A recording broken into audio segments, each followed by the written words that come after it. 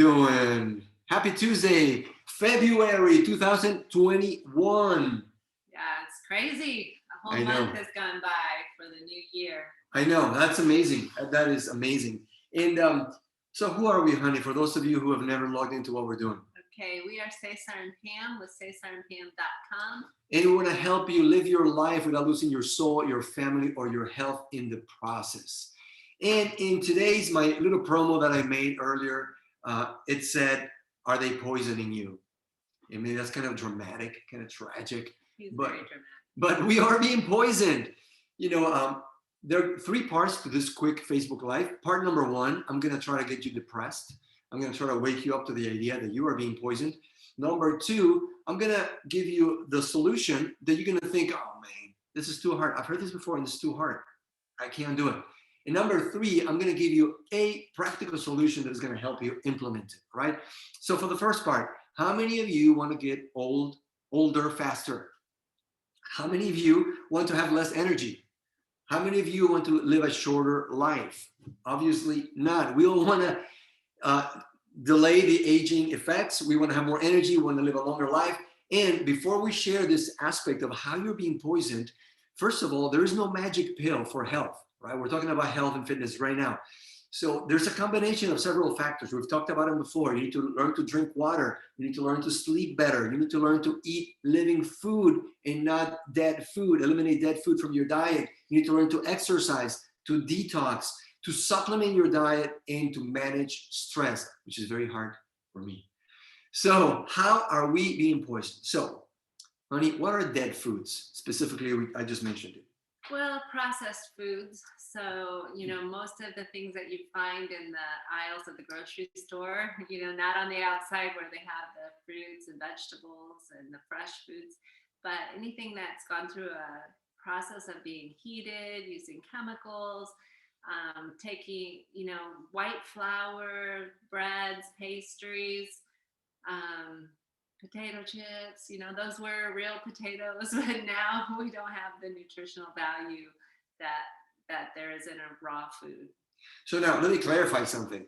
We're not against processed food, because when you cook, you're processing your food. The problem is when it's ultra processed to a point where your body doesn't know what to do with it, and then it creates disease. So not only eating dead food and not eating enough living foods, we're going to talk specifically about greens, where you need like 5 to 10 servings a day. And you're like, how? Even if you try to eat enough veggies, a lot of them are genetically modified, or they're loaded with pesticides, herbicides, parasites, chemicals, 80,000 chemicals, herbicides, and pesticides per year to vegetables grown in the US. And maybe you're thinking, well, no, it can't be. I mean, some of the old stuff has been banned already, right? Like PCB. I was reading about PCB today, which is polychlorinated biphenyls, I think that's how we say it. It was a substance used in electrical equipment, like to use in capacitors and transformers.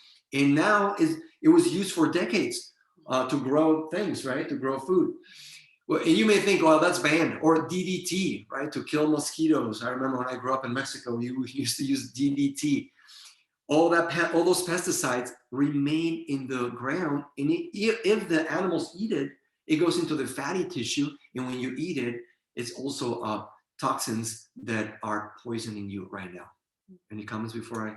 No, it just used to be that we would get our food, from the local market, the local farmer, but now we go to the grocery store and we get something from another country, shipped across, miles and miles. So the vegetables and fruit are picked when they're not ripe. So that changes the nutritional value.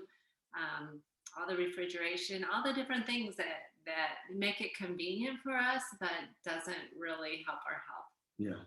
So, hola, Ana Isabel. ¿Cómo estás, Ana? Hello, everybody. Hello. ¿Estás en Mexico? Are you in Mexico? So, write in the comments where you are writing from, where you're watching us from, even if it's a replay. And we're finishing then the depressing part of the live. Now I'm going to go into the second one, which is the solution that might frustrate you a little bit, but we have to hear it. And then at the end, don't get frustrated, because at the end I'm going to give you a very practical solution to solve this problem today. All right, so the answer is to learn to balance your pH in your body. pH level. pH level. I'm sorry. pH, Get pH a level. PhD. Yeah, your pH level, which I found out today that it stands for power of hydrogen. We're going to talk about hydrogen in future lives, but basically there's a scale from acidic to alkaline environments, and you are better off a little bit on the alkaline side of the scale. Why? Anything you want to say, honey? You want me to share some of what happens with the acidic environment in your body? Go ahead. Okay, so acidic environment in your body is where disease, such as cancer, death, occurs. Free radicals are single atoms, that's how you say it, that with unpaired electrons. Ooh, all my science right now. And they're trying to seek a pair because they're incomplete. They're not supposed to be there originally in our bodies. So when they try to find a pair, they damage cells, they damage proteins, and they damage DNA in your body.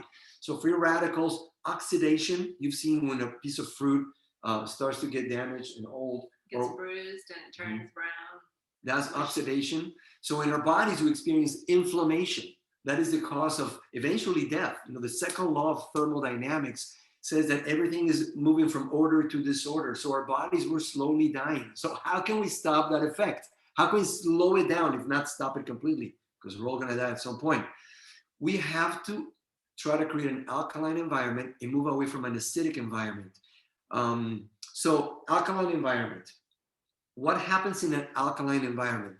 Number one, disease can't live there. You digest everything better. So the process to your digestive system is we eat food, right? You ingest it, then you digest it, you appropriate it, your body tries to use it, and then you have to eliminate what you don't need. If your body is not working properly, that's how you're going to get poisoned as well, because your body doesn't know what to do with it, and that is the source of many forms of cancer. So digestion, organs like kidneys, the kidney, your liver, kidney stones, you're going to get rid of those and you're going to strengthen those organs because everything is going to be functioning better. Increases energy, increases bone formation, and decreases loss of bone, increases growth hormone in muscle mass, stabilizes and promotes good blood pressure, connective tissue, your tendons, your ligaments, how do you say this? Collagen, which is your skin. Our skin is our largest organ in our body. 7 to 10 pounds you're carrying around all the time. So another way to have healthy skin is to have this alkaline environment in your body. Reduces inflammation, produces happy hormones, which we all need more of. Yeah, endorphins, etc. And then last one, I just heard today on a YouTube video that German study, it increases brain energy. All right, so how do we get this alkaline environment? I was remembering that our kids just finished their first science fair project, Jaden and Lucas. They're 12 and 13, so they had to do a science fair project. And I saw one, we were researching like, what can we do? And I saw one on alkaline water, and I was very curious, so they didn't want to do it. I thought it was a great one. They didn't choose that one. So I was just looking and doing my own little investigation, but someone did. They bought all these different waters, just normal cheap water bottles, bottled water, and all the way to the most expensive alkaline water. And then they actually did the pH test with the pH strips to see if you were getting your money's worth, if it was actually alkaline water. Well, most of the time there was hardly any difference between the bottled water and the alkaline water. There were a couple that, it had a little bit of alkalinity, but I've wondered that, you ask the question, what can we do to increase the alkaline in our, the pH in our body? And I think alkaline water could be a good thing, because definitely tap water and other waters they tested were definitely more acidic. So that makes a difference. Okay. But what? Number one way is It's not to break your brain. How am I going to get alkaline water? It's to increase your consumption of vegetables. Yeah. That's it. Yeah. So here's the frustrating part: 5 to 10 servings a day. That's what you would need. How many of you can possibly take 5 to 10 servings a day? No. Well, for me as a wife and mother and the one doing the cooking, I know I've been frustrated sometimes because I'll see someone who's juicing and they're making these amazing green drinks, green juice, not the sweet, fruity ones, but with greens. And I love that I love that idea. I love it when we get to go to the resorts and the beach and they have the fresh juice and I'm like, give me the green one. And because that's what your body needs, right? But like I've tried juicing before and it takes a lot of greens. It takes a lot to make a little glass of juice, and so to do that for a family, we had 6 kids, to do that for everyone and then to get them to drink it is super challenging. Because a lot of people don't like the taste of green. Many people are like, I feel like I'm licking my lawnmower in the bottom, Why don't people like greens? I know people ask that, and we from the time, I believe that from some studies I've read that from the time you're in your mother's womb, whatever she liked and whatever she ate is going to become a part of what you like naturally. So a lot of times we have to retrain ourselves. Yeah. And we have to train our kids. And so we've had our kids eat vegetables since they were little. But don't get frustrated. Don't leave yet because we're going to give you a quick solution. Yeah. All right? Yeah, we found something. You want to do that and you want to change your own habits because the more you change your habits, the more you're going to crave the good stuff and lose that appetite for the bad. Yeah. Bad foods. If you're watching Netflix all day and then you're supposed to read a book, you're not gonna be trained to read a book. Just like food, if you've trained yourself your whole life to only eat junk food, dead food, and not living food, it's gonna be the same. Yeah. But we found an incredible shortcut, which is amazing. I've been looking for years for a clean source of protein. Of greens, and I found it. So this stuff that I'm drinking. Okay, first of all, tastes amazing. And it has no sugar. It has 1 gram of sugar, but it's all natural. It comes from the veggies that are there. Only 7 grams of carbohydrates, only 40 calories. And check it out. It's non-GMO, gluten-free, dairy-free, soy-free, vegan, no sugar added, plant-based, no artificial ingredients or preservatives, kosher, soy, nightshade-free.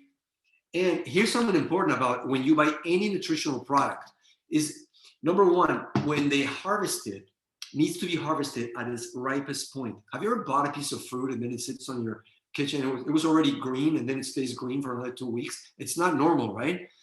It's because all the nutrients are pretty much dead in there because of all the chemicals that we talked about earlier. But you need to harvest it at its ripest point. Then the process, when you turn it into a liquid and when you pulverize it to make it into a powder like this one, it should not exceed 106 degrees Fahrenheit. Well, it's just like the difference between eating raw foods and then like cooking your vegetable till it's mushy and there's no color. Right. You're killing the good stuff, right? So it's the same when the greens are processed. And there's lots of greens powders out in the market, and I've tried some, and if you tell me it's healthy, even if I don't like the taste, I will drink it. But the amazing thing is that this one tastes good. It does. It's naturally sweet. It's just great. And then for those that don't want to drink it, there's a capsule. So this is a concentration of the greens powder, which actually the guy the doctor that formulated this was saying that they can actually have more of the bitters of the greens in the capsule because we wouldn't want to drink it. We don't like the taste. So there is a real benefit in having it in the capsule form. So what I love to do is if I drink the greens powder once a day, like after a workout, it's great if you want to combine it with a clean protein powder because a lot of people can even, instead of skipping a meal, it can supplement, but you're getting your greens. I know sometimes it seems like all people think about is more protein. but that's not healthy. I've always thought that, like, no, but if you're taking protein, put a scoop of this in there, because this is what your body needs for energy and to rebuild. And then the greens caps, my kids can take them. I love this, because they don't really want to drink this. I mean, I can put it in a smoothie and I don't even know, but these green caps, we're having them take them every day, and that just, they also are eating their vegetables, they're eating salads, and their broccoli and things, but they're getting the supplement, and I don't know, it just makes me feel good. So send us a message if you'd like to find out. We'd love to help you get your hands on one of these. And remember that the end goal is to slow down the effects of aging. Like I said, I'm 94 years old now. I'm 53, but we want to help you retard the effects of aging. We want to help you increase your energy and live a longer life, and so that you can take better care of your body, so you can do what you want to do in your life with full energy. I think energy is a big thing. People are constantly grabbing a cup of coffee or an energy drink, but if your body's getting what it needs, and from the greens, that's natural energy. Well, if you need energy, you need oxygen. And one way to do it is drinking lots of water, and the other way is the greens. That's where oxygen is. So that's how you balance your pH levels in your body. That's how you can detox yourself, and you can promote an alkaline environment in your body, increasing immediately how much veggies you take a day. Drink a day. So that's it. If you have any questions, write them down in the comments below, or send us a message. We would love to help you in every way we can. And we'll say goodbye for now. Yeah, we're Cesar and Pam with cesarandpam.com. And we want to help you live your life without losing your soul, your family, or your health in the process. Send us your questions. See you on the next one.